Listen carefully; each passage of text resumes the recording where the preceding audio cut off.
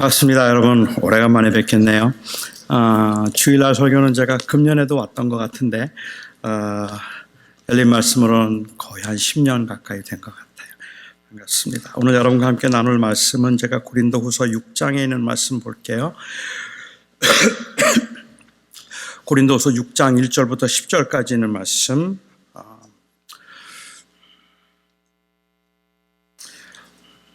고린도후서 6장 1절에서 10절 하나님의 말씀입니다. 우리가 하나님과 함께 일하는 자로서 너희를 권하노니 하나님의 은혜를 헛되이 받지 말라.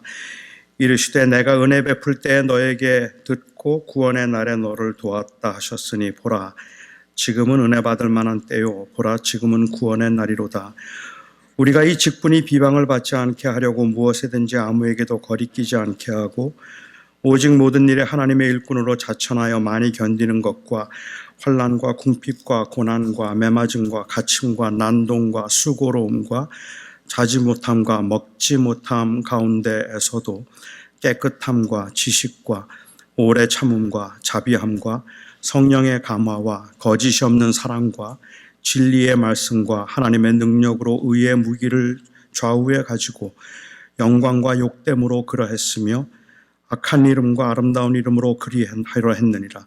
우리는 속이는 자 같으나 참되고 무명한 자 같으나 유명한 자요 죽은 자 같으나 보라 우리가 살아있고 징계를 받는 자 같으나 죽임을 당하지 아니하고 근심하는 자 같으나 항상 기뻐하고 가난한 자 같으나 많은 사람을 부유하게 하고 아무것도 없는 자 같으나 모든 것을 가진 자로다.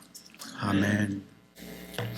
무명한 자 같으나 유명한 자, 아무것도 없는 자 같으나 모든 것을 가진 자. 저는 청년 때부터 이 말이 참 멋있다고 생각을 했습니다.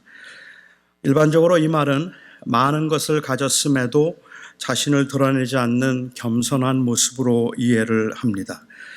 제 성격이 좀 소심하고 제가 비저너리가 아니어서였는지 아니면 제가 가지고 있는 장애로 인한 그 자존감이 낮아서였는지는 몰라도 저는 이 말을 저의 모토처럼 생각하면서 사역을 했습니다. 그때나 지금이나 사실 제가 외모 말고는 내세울 게 별로 없잖아요. 다른 건 아무것도 없으니까 그랬는지도 모르겠는데, 그래서 저는 유명한 자 같으나 무명한 자, 아무것도 없는 자 같으나 모든 것을 가진 자라는 말을 제 사역의 모토로 생각을 했었는데, 사실은 이 말에도 엄청난 탐욕과 자기의 의가 감추어져 있음을 저는 나중에 알았습니다. 제가 한 21년 전 처음으로 재미 유학생 코스타의 세미나 강사로 참석했을 때 그 당시에 전체 집회에서 강의를 하고 특별히 저녁 설교를 하는 분들이 참 대단해 보였습니다. 말로만 듣던 선망의 대상인 분들을 직접 만나니까 꼭 무슨 연예인을 만나는 것 같은 기분도 들었고요.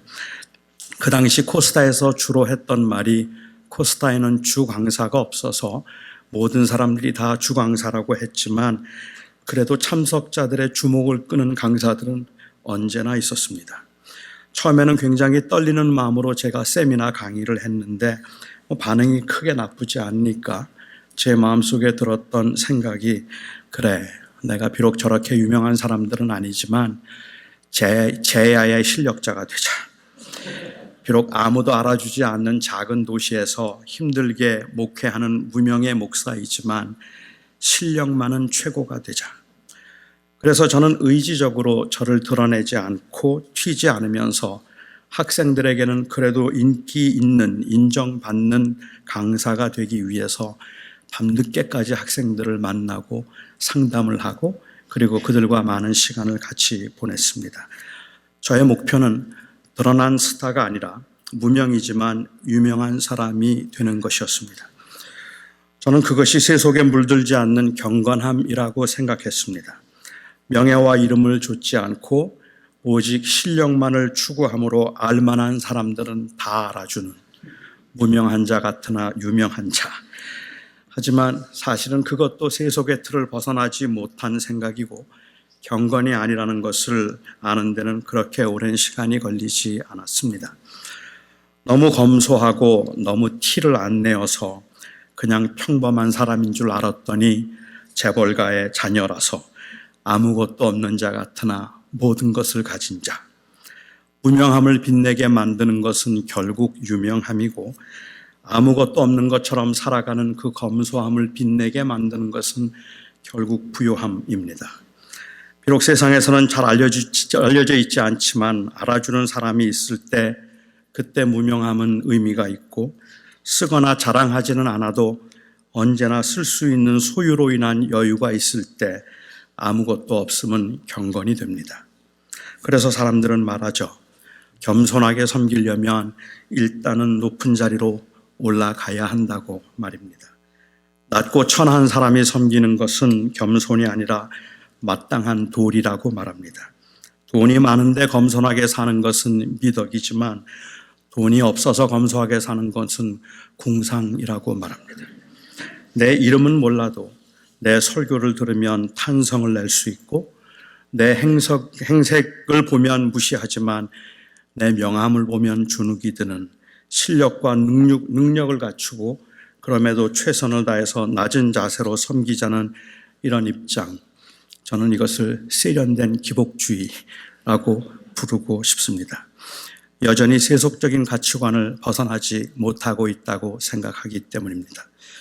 결국은 한 사람의 가치를 빛나게 만드는 것은 그가 그리스도 안에 있다는 사실이 아니라 세상에 있는 그의 소유이고 그리고 그의 실력이겠다 싶기 때문입니다. 그냥 있는 그대로를 귀히 여기고 존중해 줄 수 있는 가능성이 인간의 죄성으로는 불가능한 것이라면 바로 그곳이 우리에게 있어서는 치열한 영적인 싸움이 있어야 하는 곳이 아닐까 싶기도 합니다.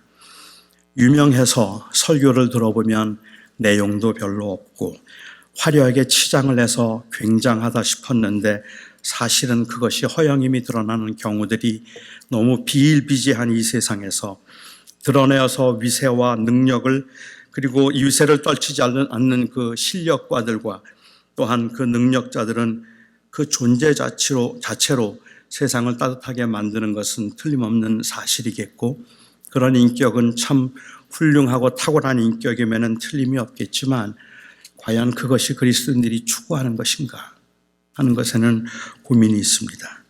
저는 그것이 바울이 말하고자 했던 내용은 아니라고 확신합니다. 바울은 비록 사도들의 추천서가 없었지만 자신이 다른 사도들보다 더 탁월한 실력자라는 말을 한 것이 아니었기 때문입니다.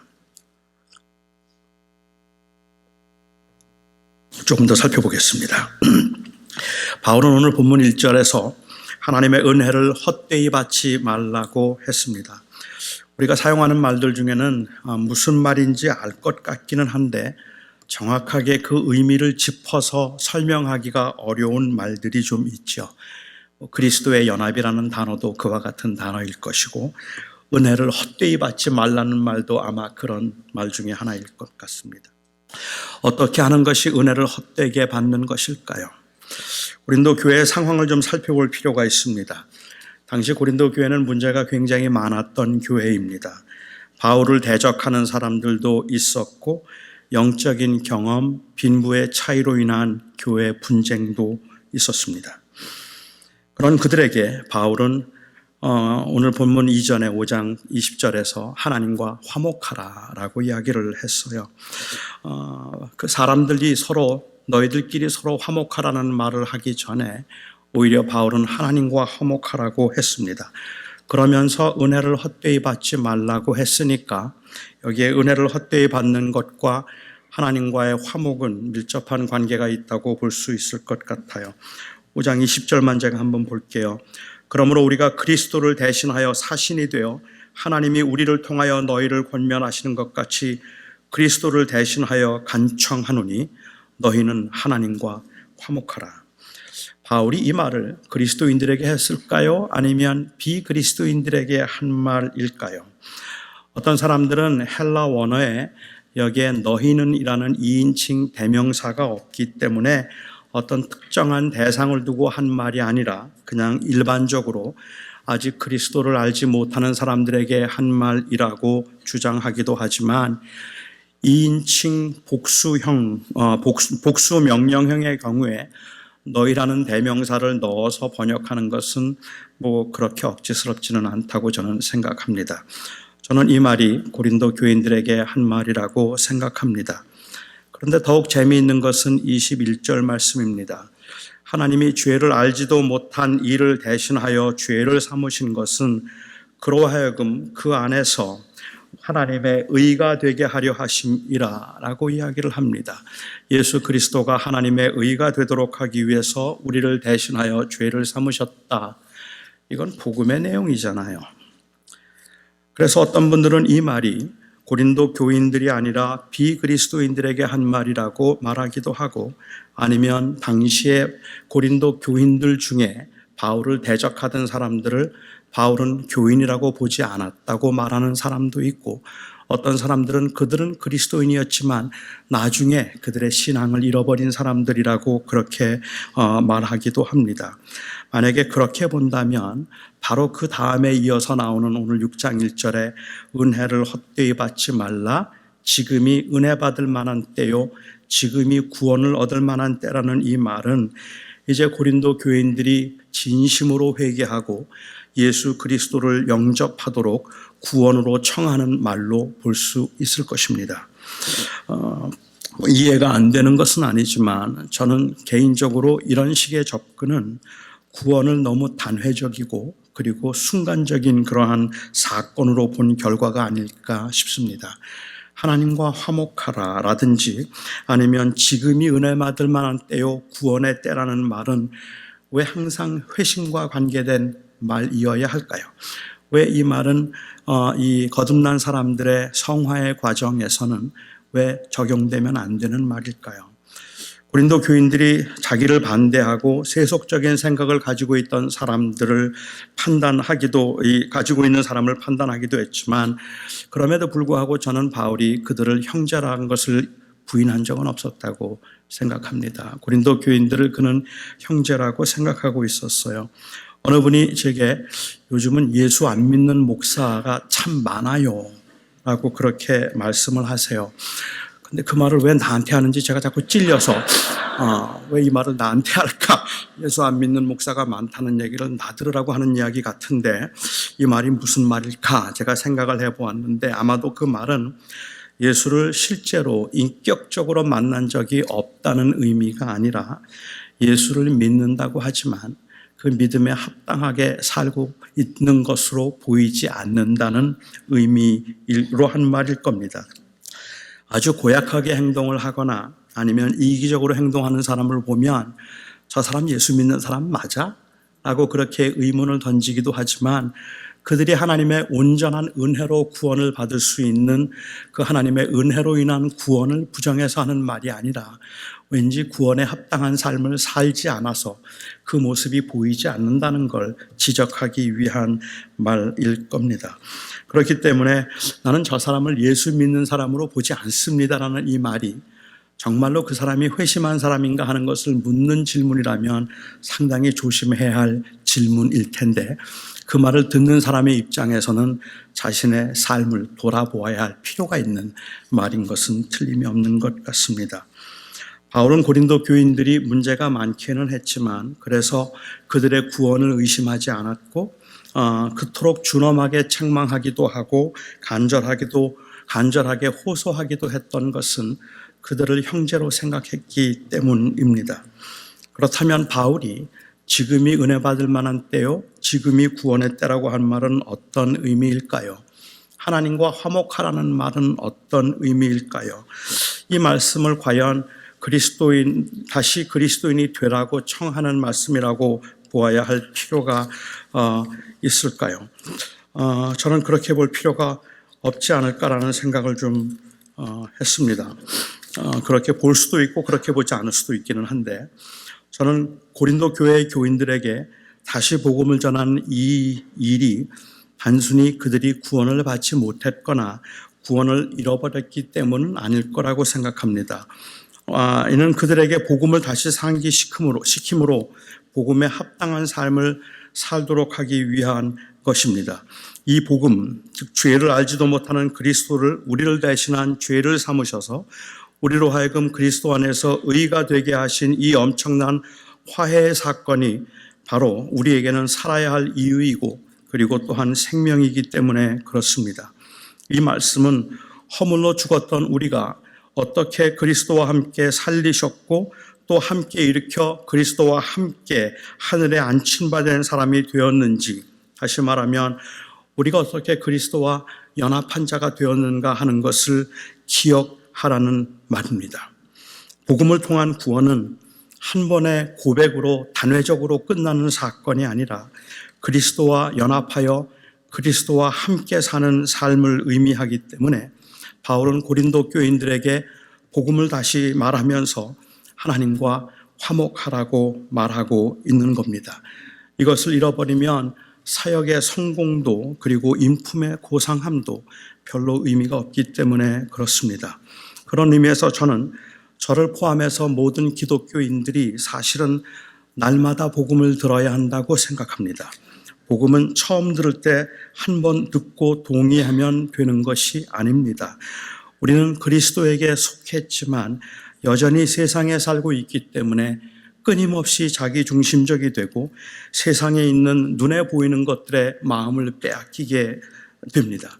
그래서 매일 복음을 들어야 하고 매일 하나님과 화목해 되어야 합니다. 저는 누군가 저에게 예수님이 우리의 죄를 위하여서 죽으시고 누구든지 그를 믿는 자에게는 하나님의 자녀가 되는 권세를 주셨습니다.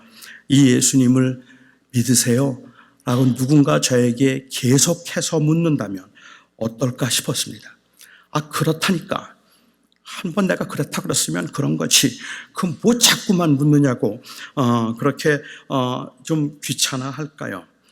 만일 누가 그 질문을 할 때마다 감격이 돼 살아나서 네, 그렇습니다, 믿습니다라고 뜨겁게 말할 수 있으면 참 좋겠다는 생각을 했는데 인간의 이 본성상 그렇게 날마다 감격하는 건 가능하지 않을 것 같기는 한데 그렇더라도 저는 그 질문 앞에 항상 진실할 수 있다면 얼마나 좋을까 하는 생각을 합니다. 끊임없이 우리 스스로에게도 또 자주 거듭해서 예수 그리스도가 여러분 나를 위해서 당신을 위해서 죽은 것을 아십니까? 그래서 하나님의 자녀가 되신 것을 믿으십니까? 라는 이 말이 한 번의 고백으로 끝나는 것이 아닌 삶을 통하여서 이것이 확인돼야 되는 것이라면 그렇다면 이 질문은 반복되어야 될 질문일 거라고 생각해요. 특히 제가 세상에 빠져서 흔들리고 있다 싶을 때 누군가가 이 복음을 제게 다시 전한다면 아마도 그것은 제가 이해하기에는 당신이 정말 예수 믿는 사람인가 아닌가 한번 점검해 보라든지 당신 보니까 예수 안 믿는데 다시 예수 믿으라는 이야기를 하고 있는 것이 아니라 우리가 예수를 믿는다는 것이 무엇을 의미하는가를 상기시키는 말이기 때문에 참 필요하고 그리고 이 소중한 말이겠다는 생각을 하게 됩니다. 결국 우리를 변화시키는 힘은, 용기를 주는 근거는, 그리고 우리로 하여금 돌이켜 하나님을 기쁘시게 하는 삶을 살게 만드는 감동을 주는 것은 바로 이 복음의 은혜이기 때문에 그렇습니다. 아니, 예수 그리스도와 연합하여 하나가 되었다. 그리고 우리가 그리스도와 연합하여 그 안에 있다는 이 말은 너무도 귀한 말이기 때문에 언제나 들어도 괜찮은 말입니다. 요즘도 가끔 제 아내가 저를 가만히 쳐다봐요. 제가 왜 그래? 그러면 자기 너무 귀여워 그래요. 그러면 제가 제 아내에게 그 새삼 다 아는 걸 그런 얘기를 하느냐? 그거 뭐 몰랐어? 그렇게 말을 하는데 속으로는 기뻐요. 그렇게 물어주는 게 고마워서 그래서 자기 너무 귀여워하는 말을 해줄 때 저도 제 아내가 귀여워져요. 그리스도와 연합하여 우리가 하나님의 사람이 아닙니까? 하는 이 말은 다 아는 이야기인데가 아니라 사실은 너무도 아름다운 이야기라 들으면 좋고 또 들어도 좋은 이야기일 것 같기는 해요. 예수 그리스도를 통하여 우리의 죄를 사하신 하나님과 화목하라는 말은 그리스도 안에 거하라는 말로 이 말을 그리스도 안에 거하라는 그리고 그리스도 안에서 연합된 것을 소중하게 여기라는 말로 듣기보다는 불신자들에게만 적용되는 말이라고 생각할 수 있음은 현대 교회가 얼마나 복음을 피상적으로 대하고 복음으로부터 얼마나 멀리 와 있는가 하는 것을 새삼 느끼게 하는 것 같아서 안타깝기도 합니다. 만일 그렇다면 은혜를 헛되이 받지 말라고 하시고 지금이 은혜 받을 만한 때라고 하신 말씀은 무슨 의미일까요? 이미 말한 대로 현대 교회는 예수 믿는 것을 단순히 어떤 단순한 지적 동의를 통해서 천국에 들어가는 자격을 공짜로 얻은 것 정도라고 생각하게 만들므로 이 은혜를 사실은 싸구려 은혜로 만들었습니다. 고린도 교회에도 그런 모습이 있었는데 그것이 바로 5장에서 언급한 사람을 외모로 취하는 것이었습니다. 육신을 따라서 사람을 대하는 것이죠. 외모로 취한다는 말은 당시 교회는 종교적인 형태로 나타나기는 했지만 이것은 세속적인 가치 기준에 의해서 사람을 판단하는 것을 의미합니다. 이런 가치관의 왜곡은 교회를 분리시키고 사람을 차별하게 만드는 매우 심각하게 구원에 반하는 행동이었습니다. 저는 개인적으로 한국 교회가 가지고 있는 복음을 믿고 복음을 듣고 복음을 전하는 한국 교회가 보이고 있는 가장 심각한 문제 중에 하나는 바로 이 가치관의 왜곡이라고 저는 생각합니다. 정말로 우리가 무엇이 변했는가 하는 것을 우리의 교회 생활에서도 삶에서도 보이지 못하기 때문에 그렇습니다. 고린도 교회 일부 교인들은 바울이 전한 메시지가 사실인가 아닌가 하는 것을 그의 배경에 의해서 판단하려고 했습니다. 물론 거짓 선생의 유혹에 넘어가서 바울을 대적하기 위해서 그냥 일부러 그렇게 만든 것인지도 모릅니다. 그들에게 바울은 우리가 예수를 믿는다는 말은 이제 더 이상은 우리가 우리를 위해서 살지 않고 그리스도를 위해서 산 것이기 때문에 한 사람의 가치를 이 외적인 기준에 의해서 판단해서는 안 된다는 말을 발언하는 거죠. 그러면서 바울은 은혜를 헛되이 받지 말라고 했습니다. 따라서 은혜를 헛되이 받지 말라는 말은 이 놀라운 구원의 은혜를 받고도 여전히 세상이 전부인 것처럼 살지 말라는 의미로 볼 수 있습니다. 그러니까 문제는 이 세상에서 얼마나 잘 나가고 얼마나 좋은 배경을 가지고 있는가로 자신의 삶의 가치를 판단하지 말고 주어진 하나님의 나라의 관점에서 그 인생을 그리고 사람들을 볼 수 있는가를 묻고 있는 것이죠. 재미있게도 바울은 절제된 자신의 삶과 그리고 또한 복음을 위한 고난을 이 은혜를 헛되이 받지 않았다는 일종의 증거로 제시를 합니다. 그래서 3절부터 7절까지 이렇게 이야기를 하죠.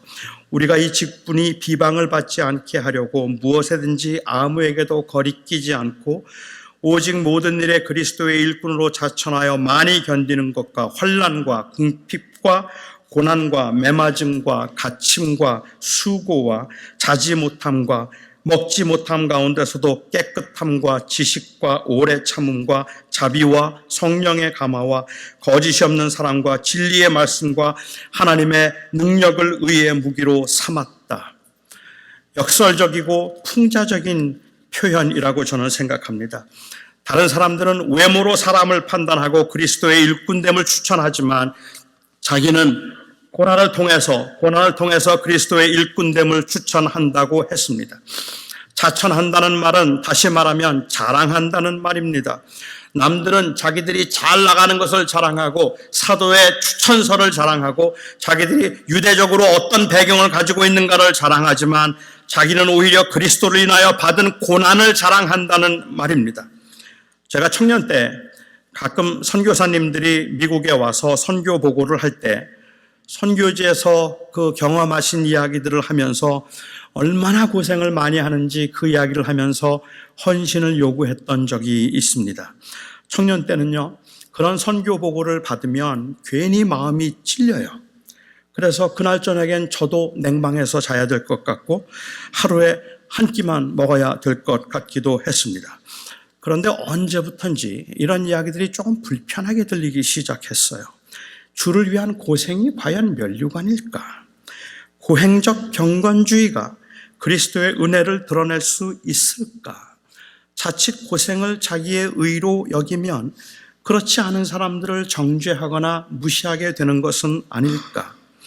심지어 어느 때는 그런 고난의 시간 그리고 고난의 경험이 현재의 누림을 합리화시키는 간증으로 둔갑하기도 합니다. 너무 가난해서 끼니도 제대로 잊지 못하고 핍박과 반대로 온갖 수모와 조롱을 받으면서 죽으면 죽으리라는 각오로 교회를 위해서 헌신했는데 하나님께서 복을 주셔서 교회가 성장했고 넘치도록 축복하셔서 재벌이 부럽지 않은 권력과 재력을 누리게 되었다면 주를 위해서 받은 고난의 열매를 좀 누린다 한들 그게 뭐 잘못된 것이 있느냐고 그것을 자식에게 물려준다 한들 그게 뭐 그렇게 큰 문제가 되겠느냐고 내가 주를 위해서 얼마나 헌신했는데 내가 주를 위해서 얼마나 열심히 살았는데 그런데 그런 그 고난으로 인하여서 누리게 된 이 영광을 조금 누린들 그게 뭐 그렇게 문제가 되겠느냐고 말하기도 하더라는 말입니다. 내가 그동안 어떻게 살았는데 내가 이 교회를 위해서 얼마나 봉사했는데 내가 주의 영광을 위해서 내가 얼마나 선교를 많이 했는데 이런 생각이 자기의 의로 마음 한구석에 웅크리고 있을 수 있기 때문에 그렇습니다. 이런 마음은 제게도 있습니다. 여러분 그런데 바울이 지금 그런 말 하는 것 같지 않습니까? 내가 얼마나 고난을 당했는지 아는가? 내가 이 궁핍과 매맞음을 당하고 자지 못한가 먹지 못한가 환난을 당했는데 그런 중에도 그래서 하나님 앞에 부끄럽지 않게 살았노라고 말하고 있는 것 같지 않습니까? 그런데요, 사람들은 학력을 자랑하고 배경을 자랑하지만 나는 그리스도를 위하여 얼마나 고난을 받았는가를 자랑한다면 과연 그리스도를 위하여 고난받는 것이 은혜를 헛되이 받지 않은 증거로 제시될 수 있겠는가 하는 것이 문제예요. 저는 그럴 수도 있고 아닐 수도 있다고 생각했어요. 제가 이 고난이 은혜를 받은 증거가 될 수 있겠다고 생각하는 것은 복음을 위한 자발적인 고난은 자기중심적인 인간의 본성상 사실은 그렇게 쉽게 할 수 있는 게 아닙니다. 그래서 저는 고난을 당하는 분들을 그리스도의 복음을 위해서 누가 고난을 당한다면 소중하다고 생각해요.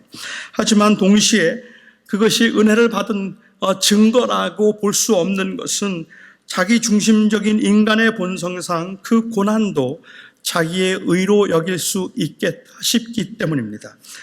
그러니까 제가 저 자신을 상기시키고 교인들을 권한다면 고난이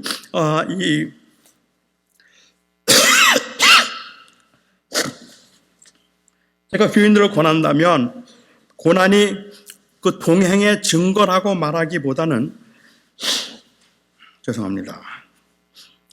너무 쉽게만 살려고 하지 말고 고난을 감수하고라도 복음적인 삶을 살라고 말할 것입니다.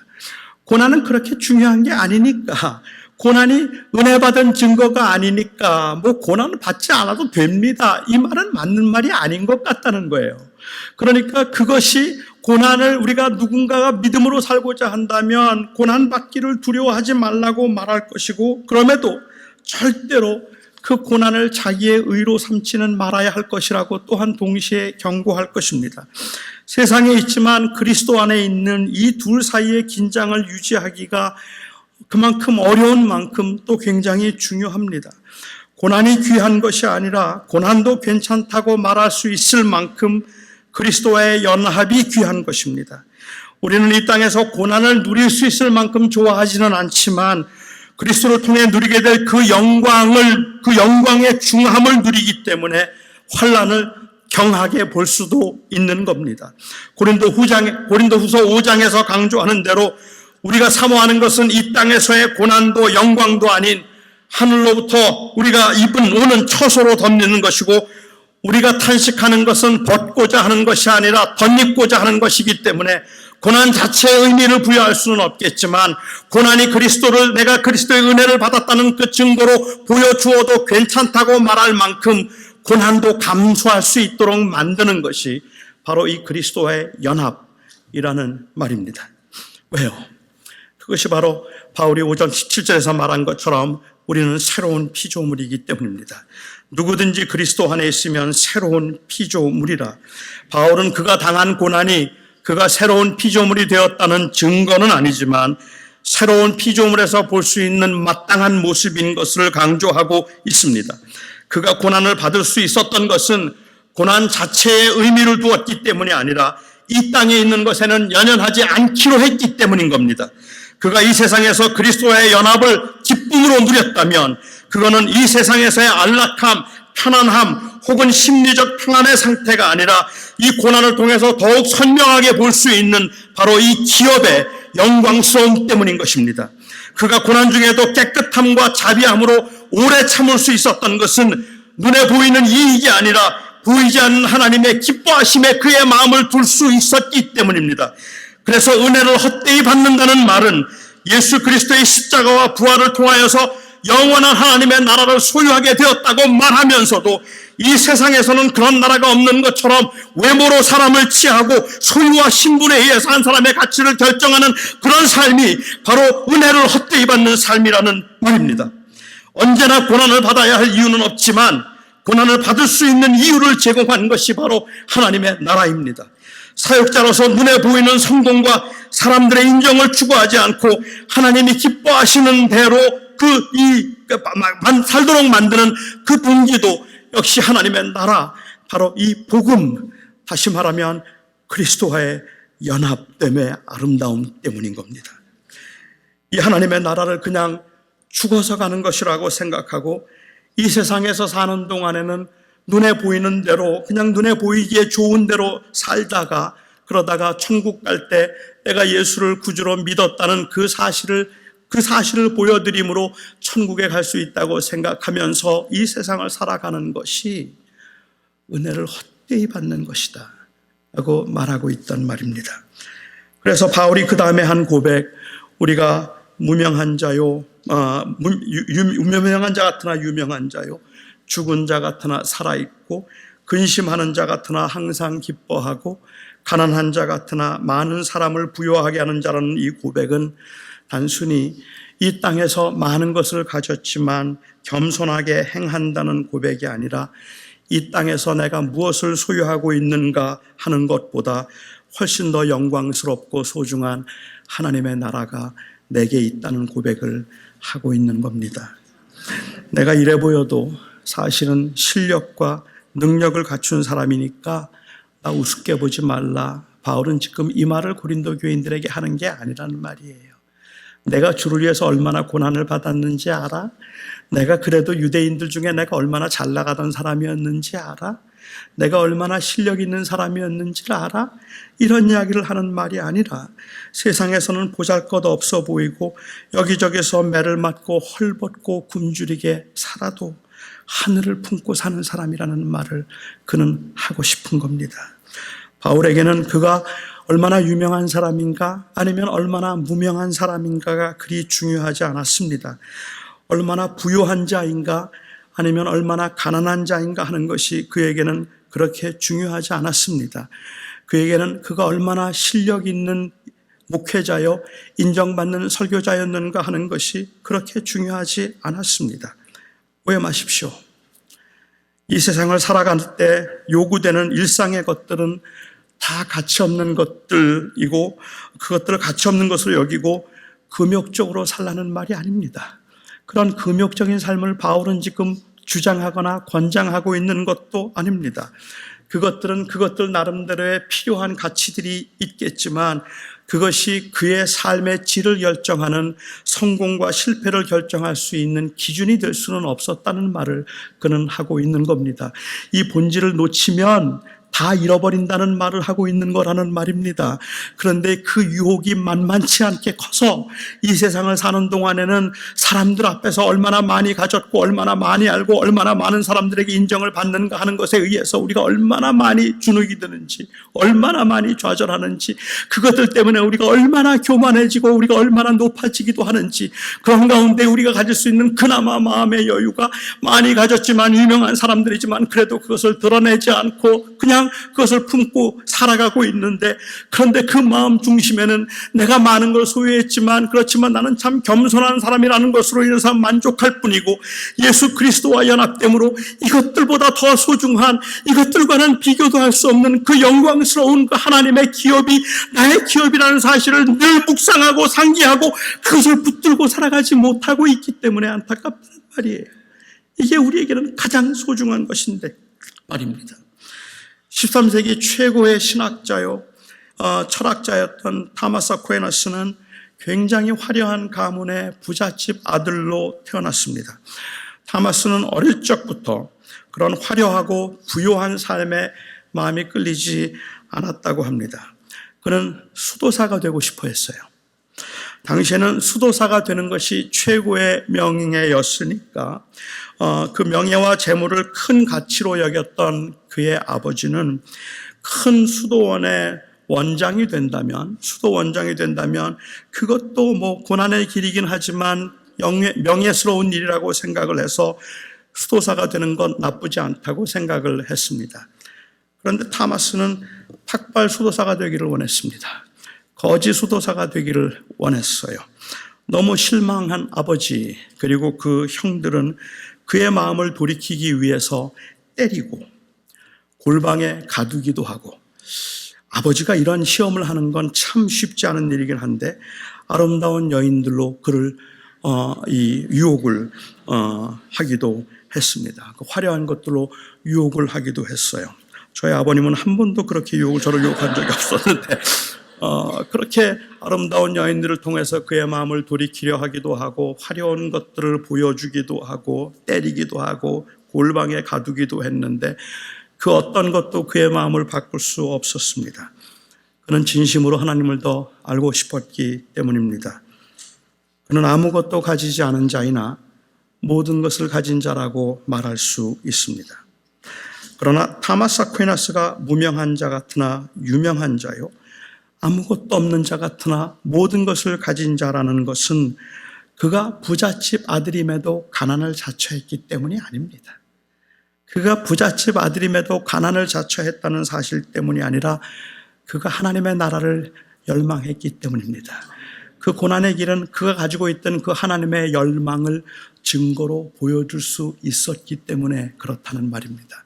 애석하게도 최근의 간증들을 보아도 많은 경우에 참 훌륭한 사람이 어떻게 헌신하고 있는가 하는 그 겸손에 관한 이야기를 많이 하고 있기는 하지만, 그런데 그 겸손을 강조하면서 그 겸손을 가능하게 만들었던 이 놀라운 하나님의 은혜에 대한 이야기가, 그리고 그리스도와의 연합함의 그 풍성함에 관한 이야기가 자주 언급되지 않고 있다는 것은 대단히 해석한 일이 아닐 수 없다는 생각이 듭니다.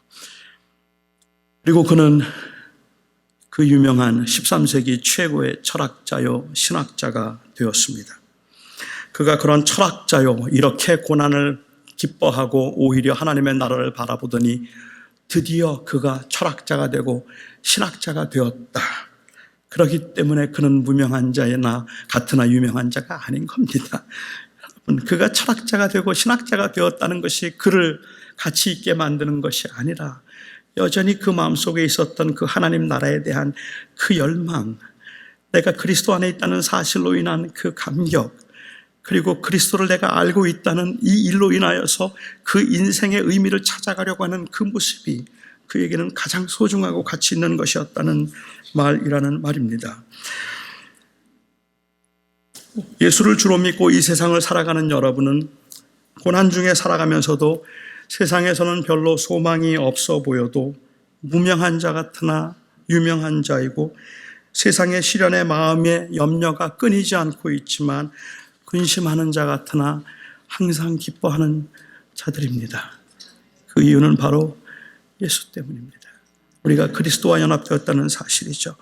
많든 적든 강하든 약하든 우리가 이 세상을 소망하며 바라보는 것, 이 세상을 살면서 소망하고 바라보는 것은 그 하나님의 기업이기 때문에 그렇습니다. 여러분 한번 조용히 묵상해 보시기 바랍니다. 이 은혜가 싸구려 은혜가 아니라면 이 은혜보다 더 확실하게 우리에게 살아야 할 이유를 제공할 수 있는 것이 어디에 있으며 이 은혜보다 더 강력하게 가난함 중에도 부함 중에도 감사하며 섬김의 삶을 만들 수 있도록 만드는 그 힘이 어디에 있겠습니까? 바울은 고린도 교회 교인들에게 은혜를 헛되이 받지 말라고 말합니다. 이 은혜가 단순히 주일 예배 때 느끼는 감동 정도가 아니라 우리로 하여금 하나님의 기업을 이어받을 수 있는 하나님의 자녀, 상속자가 되도록 하신 감당할 수 없는 사랑이라면 어떻게 사는 것이 이 은혜를 헛되이 받지 않고 사는 것이 되겠습니까? 단순히 교회 봉사 많이 하는 것, 열심히 선교하는 것, 이거 아닐 겁니다. 오히려 그것을 가능하게 만든 영원한 하나님의 나라에 대한 소망과 확신이라는 말입니다. 봉사를 열심히 하는 것이 중요한 것이 아니라, 그러니까 하지 말라는 얘기 아닌 거 아시죠? 봉사를 열심히 하는 게 중요한 것이 아니라 그것을 가능하게 만든 이 소중한 가치를 놓치면 다 잃어버린단 말이에요. 그건 아무것도 아니라는 말이에요. 그래서 우리로 하여금 이 그리스도인들이 함께 모일 때마다 우리가 확인하고 고백해야 되는 것, 이 은혜의 풍성함, 은혜를 헛되이 받지 않기 위해서 풍성함은 바로 우리가 이 땅에 살고 있지만 우리는 그리스도와 연합하여서 그리스도를 소유한 하나님의 사람들이라는 사실에 대한 확인이라는 말입니다. 은혜를 헛되이 받지 말라는 말은 구원을 받은 자로서 세상의 가치 기준에 의해서 자기의 인생이나 사람을 판단하지 말고 하나님 나라의 가치로 평가하고 판단하라는 말입니다. 그리스도와 연합함으로 하나님과 화목하여 하나님의 자녀가 된 사람들은 이 하늘을 기업으로 이을 하나님의 자녀답게, 그렇게 자녀답게 세상을 바라보고 사람들을 바라보라는 말이고, 세상의 기준대로 자기의 인생이나 다른 사람의 인생을 판단하지 말라는 말입니다. 특히 요즘과 같은 세상에 이 말씀은 성공, 성장, 성과에 의해서 가치가 결정되는 세상과 별반 달라 보이지 않는 교회들에게 아주 경종을 울리는 말씀일 거라고 저는 생각합니다. 교회는 그리스도 안에서 사람을 존중하고 사람을 사랑하는 법을 다시 배워야 할 것입니다. 그것이 은혜를 헛되이 받지 않는 길입니다. 예수 그리스도와 연합을 하면 그 연합을 어떻게 이 땅에서 누리며 살 수 있을까요? 희생과 고난을 통해서 그리스도와의 연합을 누릴 수 있다고 말하면 너무 역설적인 건가요? 자기가 소유하고 있어서 모든 사람들이 부러워할 만한 그것들을, 거기에 가치를 두기보다는 오히려 그것들을 통하여서 그리스도를 더 영화롭게 하겠다는 것에 궁극적인 가치를 두는 것, 그래서 희생과 고난이 가능해지는 것이라면 너무 역설적인 것일까요? 탁발 수도사가 됨으로 인하여 주어질 위대한 신학자요, 역사적으로 존경받는 사람이 되었다는 것이 아니라 세상의 소유와 신분을 초월하려고 몸부림칠 만큼 하나님의 나라가 귀해지는 것, 하나님의 나라가 소중해지는 것, 이것이 그리스도와 연합을 풍성히 누리는 모습입니다. 세상도 그리고 교회도 요즘은 외모로 사람을 취하기 때문에 소유와 신분으로 아주 난리입니다. 바울은 우리에게 권합니다. 하나님과 화목하십시오. 예수 그리스도 안에 있는 새로운 피조물로서 고난도 감당할 수 있을 만큼 세상의 가치를 초월하십시오. 우리는 그리스도와 연합한 사람들입니다. 예수 그리스도와 연합함이란 도대체 무엇일까? 그러면 구체적으로 그리스도와 연합한 것이 어떤 것이길래 이렇게 소중하고 가치 있는 것일까? 아마 이것을 이정우 목사님이 말씀하실 것 같아요. 기대하면서 다음 시간 기다려보시면 좋을 것 같습니다. 제가 잠깐 기도하고 마치죠.